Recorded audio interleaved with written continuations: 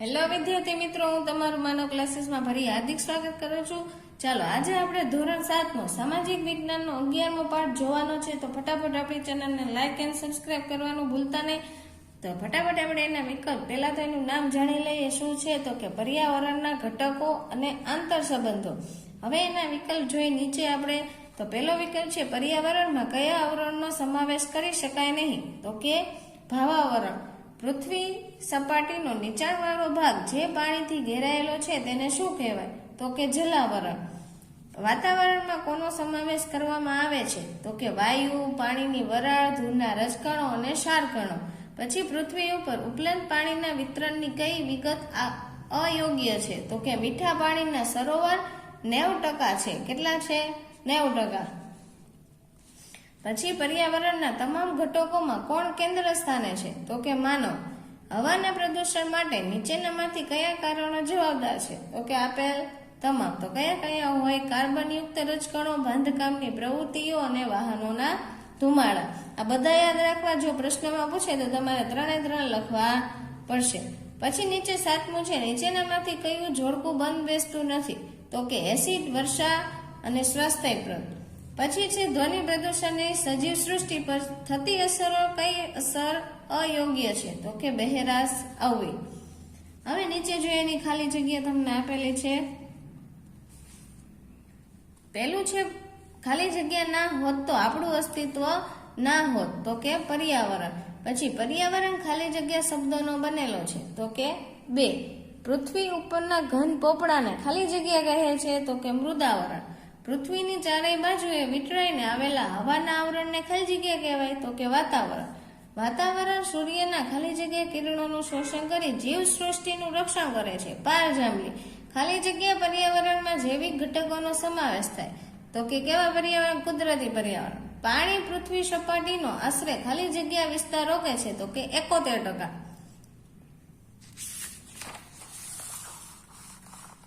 ચાલો, 8મી ખાલી જગ્યા છે પૃથ્વી પરનું મોટા ભાગનું પાણી ખાલી જગ્યા સ્વાદ ધરાવે. તો કે ખારું. પૃથ્વી પર ઉપલબ્ધ પાણીમાંથી વાતાવરણમાં ખાલી જગ્યા ટકા પાણી રહેલું છે. તો કે 0.0019.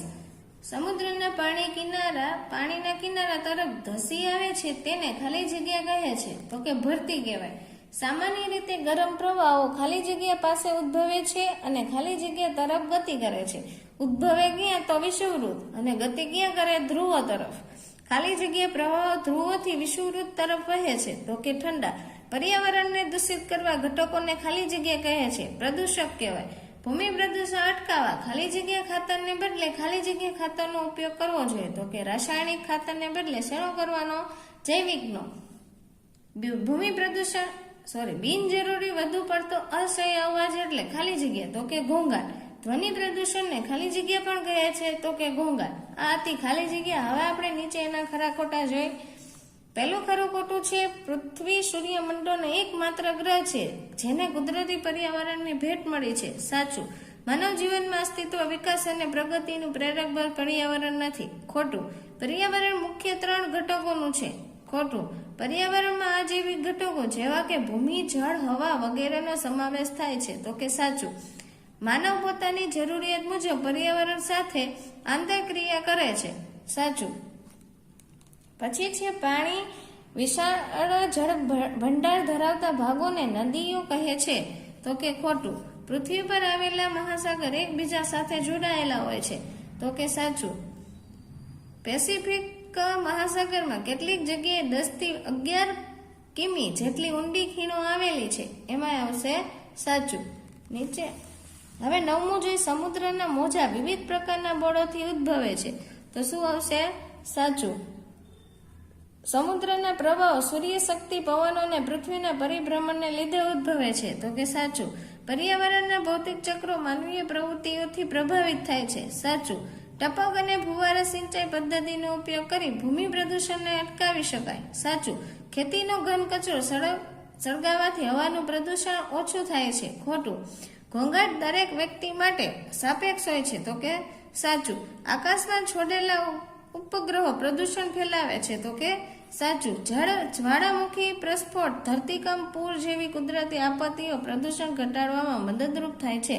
તો કે ખોટું. અહીંયા ખરા ખોટા પૂરા થાય છે. હવે આપણે એક એક વાક્યના પ્રશ્ન જવાબ જોઈએ. પહેલો પ્રશ્ન છે પર્યાવરણના ઘટકો લખો. તો કે પર્યાવરણના ઘટકો 4 છે. પહેલું મૃદાવરણ, બીજું જલાવરણ, ત્રીજું જીવાવરણ ને ચોથું વાતાવરણ. મૃદાવરણ શેનાથી બનેલું છે? તો કે ખડક, ખનિજો અને માટીથી. પાણીના સ્ત્રોતો જણાવો. તો કે નદીઓ, સાગરો, મહાસાગરો, સરોવરો, કુવા પાણીના સ્ત્રોતો છે. આ તો આપણે કેદુનું આવે છે, ચોથા ધોરણથી આસપાસમાં આવતું. સમુદ્રમાંથી આપણને શું શું મળે? તો કે મીઠું, મૂલ્યવાન ખનિજો અને રસાયણો જેવા અનેક પ્રકારના માછલા. જીવસૃષ્ટિમાં કોનો સમાવેશ થાય? તો કે જીવસૃષ્ટિમાં વનસ્પતિ, પ્રાણી, જીવજંતુ અને માનવોનો સમાવેશ થાય છે. પછી છે માનવ નિર્મિત પર્યાવરણ એટલે શું? તો કે માનવે પોતાની બુદ્ધિ શક્તિથી કરે શોધોની પર્યાવરણના જૈવિક અને અજૈવિક ઘટકો સાથેની પારસ્પરિક આંતરક્રિયાને માનવ નિર્મિત પર્યાવરણ કહે છે. હવે 7મો પ્રશ્ન જોઈએ. મીઠા પાણીના મુખ્ય સ્ત્રોતો કયા કયા છે? તો કે હિમ શિખરો, ભૂમિગત પાણી, મીઠા પાણીના સરોવરો, નદીઓ વગેરે મીઠા પાણીના સ્ત્રોત છે. મહાસાગરોમાં જો મીઠું પાણી હોત તો આપણા પર તેની કઈ અસરો થાત? તો કે મહાસાગરોમાં જો મીઠું પાણી હોત તો હાલમાં પાણીની જે સમસ્યા છે તે ઊભો થયો ના હોત, પરંતુ ખોરાકમાં જોઈતું મીઠું આપણને મળવામાં મુશ્કેલ પડે. 9મો પ્રશ્ન છે સમુદ્રમાં મોજા શાનાથી ઉદ્ભવે છે? તો કે સમુદ્રમાં આવતા સામાન્ય મોજા સમુદ્રની સપાટી પર વાતાવરણથી સર્જાય છે. જ્યારે ઊંચા અને લાંબા મોજા વંટોળ કે વાવાઝોડાથી ઉદ્ભવે છે. ભરતી ઓટ કોને કહેવાય? તો કે સમુદ્રની સપાટીમાં 2 વાર તાલબંધ ઊંચી ચઢે અને નીચે ઉતરે સમુદ્રની આ ચઢ ઉતરની ઘટનાને ભરતી ઓટ કહે છે. પછી છે 2 ભરતી વચ્ચેનો સમયગાળો કેટલો હોય? તો કે 2 ભરતી વચ્ચેનો સમયગાળો આશરે 12 કલાક ને 25 મિનિટ જેટલો હોય છે. સૂર્ય અથવા ચંદ્ર કોઈ પણ એક જ હોય તો માનવ જીવન પર તેની કઈ અસરો થાય? જો સૂર્ય હોય તો બધી રાત અમાસ જેવી સંપૂર્ણ અંધારી રાત હોત. જો માત્ર ચંદ્ર જ હોત તો પૃથ્વી પર કાયમ બધી જગ્યાએ અંધારું જ હોત અને જીવસૃષ્ટિ ના હોત.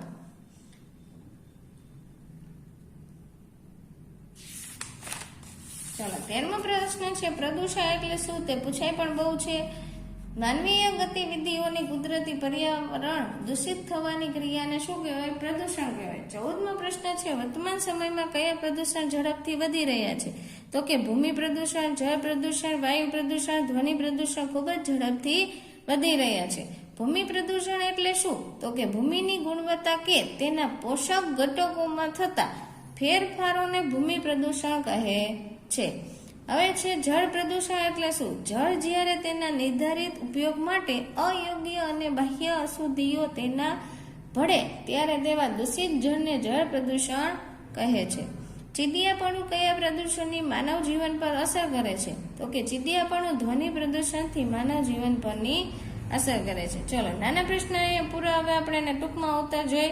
નીચે આપેલા છે. પહેલો પ્રશ્ન મૃદાવરણનું મહત્વ સમજાવો. તો કે મૃદાવરણ માનવને રહેઠાણ માટે, વનસ્પતિ માટે, ખેતી માટે, જમીન માટે છે. મૃદાવરણ પશુ માટે ઘાસચારાના મેદાનો અને ઉદ્યોગો માટે ખનિજના સ્ત્રોતો પૂરા પાડે છે.